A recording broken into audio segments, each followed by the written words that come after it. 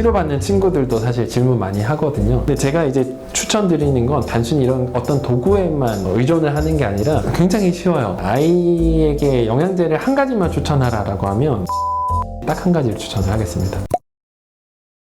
인터넷에서 검색을 해보면 마그네슘, 엽산, 글루타치온, 이 튀김는 엄마들이 아이들한테 꼭 먹이는 필수템이라고 하는데 이거 3개 꼭 먹어야 되나요, 원장님? 그건 아닙니다. 사실 영양제가 틱을 치료한다라고 생각하시면 사실 곤란하고요. 틱이 나빠질 수 있는 요소를 좀 보완한다 수준으로 생각을 하셔야 돼요. 그리고 사실 이 많은 영양제들 중에서 가장 좀 자주 말씀하시는 게 글루타치온인데, 글루타치온은 틱과 관련된 연구가 굉장히 빈약해요. 사실 아이가 곰팡이나 중금속이나 어떤 환경 독소에 노출이 되지 않은 이상 글루타치온이 틱에 필요한 사항은 거의 없다라고 보시면 되고요.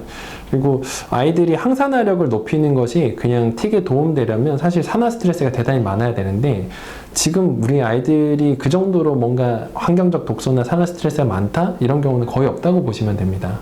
그리고 마그네슘도 많이 말씀을 하시고 제가 유튜브로 설명드린 적도 있는데, 이 영양소에서 미네랄 쪽으로 넘어가면 특히나 미네랄 간의 균형이 상당히 중요해요. 그래서 어떤 아이들은 마그네슘 단독 제제를 먹는 게 도움이 되지만, 또 어떤 아이들은 칼슘과 마그네슘을 거의 3대1 비율로 복용하는 게 훨씬 도움이 되기 때문에 절대적으로 틱이니까 마그네슘이라고 생각하는 것도 곤란합니다. 그러면은 원장님이 딱 하나만 먹이겠다. 그러면은 뭘 추천하시나요? 만약에 아이에게 영양제를 한 가지만 추천하라고 하면 변이 너무 나쁘고 속이 안 좋은 친구라면 프로바이오틱스 한 가지를 추천할 거고요. 음식에서 너무 나쁜 종류들, 가공육이나 혹은 포화지방을 너무 많이 먹었다. 그럼 저는 오메가3 딱 한 가지를 추천을 하겠습니다. 요즘 많은 분들이 코로 호흡하는 게 중요하다는 걸 알고 계시더라고요. 그러다 보니까 이제 틱이 있는 어머님들이 보조 호흡 도구, 그리고 뭐 입 벌림 방지 테이프, 콧볼에 자석을 붙여서 코를 이렇게 넓혀주는 제품까지 다양한데, 이것들 다 틱에 효과 있을까요? 저희 그 치료받는 친구들도 사실 질문 많이 하거든요. 일단 모든 제품들 중에서 입으로 숨쉬게 만드는 건 멈춰야 돼요. 구강호흡은 호흡을 거칠게 만들고 자율신경을 흥분시키고 긴장도를 높게 만들기 때문에 일단 코로 숨쉬는 도구라면은 어느 정도 도움이 될 수 있고요.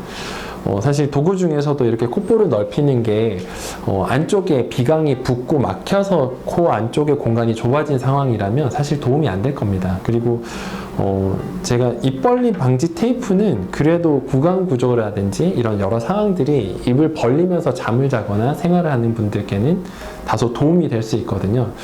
근데 제가 이제 추천드리는 건 단순히 이런 어떤 도구에만 의존을 하는 게 아니라 굉장히 쉬워요. 어떤 면에서는 부모님과 오늘 당장 바로 수행을 하실 수 있는데, 일단 아이들과 잠자기 전에 이렇게 스트레칭해서 갈비뼈 사이를 좀 늘려주세요.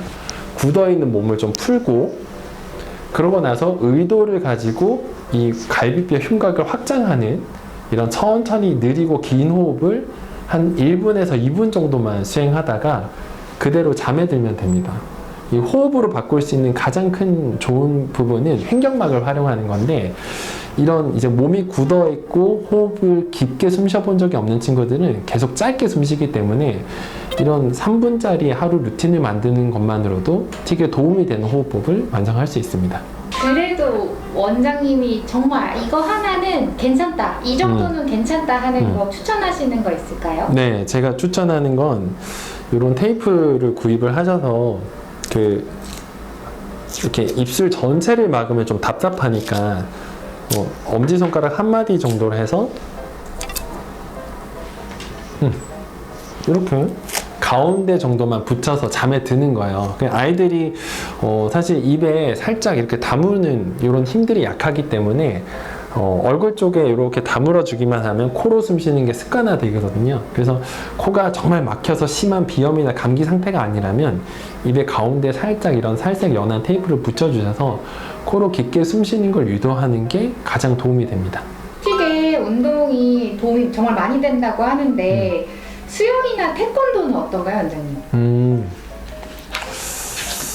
이거는 동시에 들어야 될 것 같아요.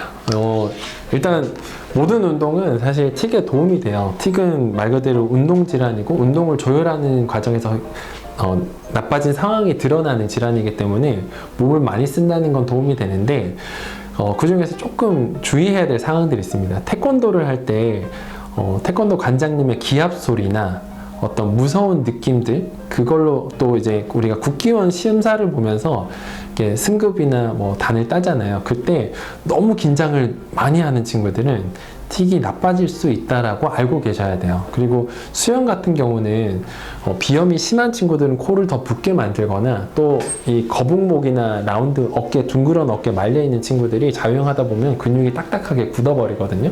이럴 때는 틱을 또 나쁘게 만들 수 있습니다. 그래서 이 아이가 하고 있는 이 운동과 지금 상태가 잘 맞는지를 한번 보셔야 되고요.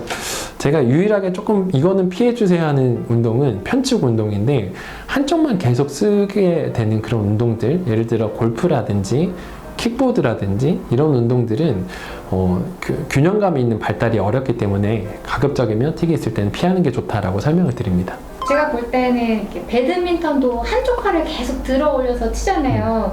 그래서 이거 편측 운동인 것 같은데 아이가 너무 좋아하거든요. 이거 네. 괜찮을까요? 물론 배드민턴과 테니스 같은 경우는 이렇게 라켓을 한 손으로 잡고 계속 흔들지만 사실 아주 정형화된 운동이 아니라 뭐 위로도 치고 반대로도 치고 아래로도 치고 다양하게 움직이고 몸을 쓰잖아요. 그래서 아이들이 뭐 이 배드민턴을 하면서 너무 고정된 한쪽 운동만 하는 건 아니기 때문에 또 눈과 손의 협응이나 균형감, 순발력 이런 운동에서 다양한 측면을 활용하기 때문에 배드민턴이나 테니스 정도는 괜찮다라고 추천을 드려요.